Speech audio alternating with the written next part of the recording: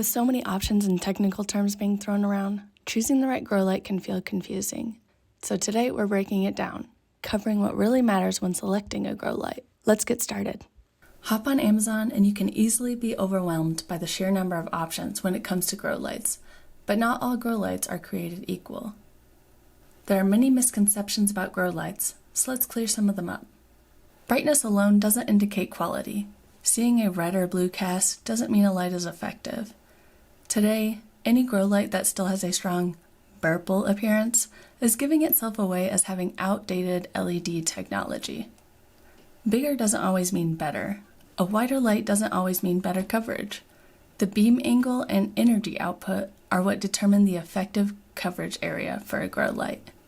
In the same vein, more LEDs don't always mean a more powerful grow light.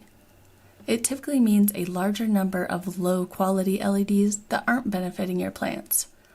Many lower-priced grow lights use white LEDs or outdated technology.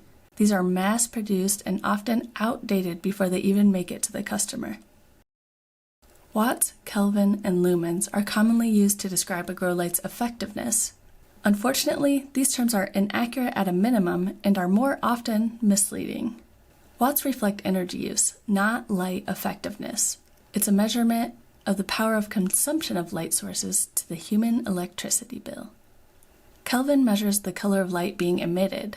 Lumens measure how bright something looks to the human eye. Plants don't really care about these measurements.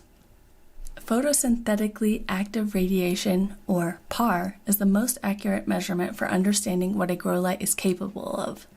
It doesn't have to get any more complicated to understand what you need to know about grow lights. Just know that if you are able to get a PAR statistic for the light, you are already able to make a better decision. Another important thing to look for is a spectrograph. Spectrographs show the balance of red, blue, and green light used. Delivering the optimal light spectrum impacts plant size, nutrition, taste, and health. So we just covered some key factors to consider when choosing a grow light, but there's always more to learn. For in-depth blog posts, expert tips, and indoor gardening inspiration, visit happyleafled.com. It makes a big difference for our small business when you subscribe, like, and share our content. Let us know what you want to see next, and don't be afraid to ask questions. Thanks for watching, and we'll see you next time.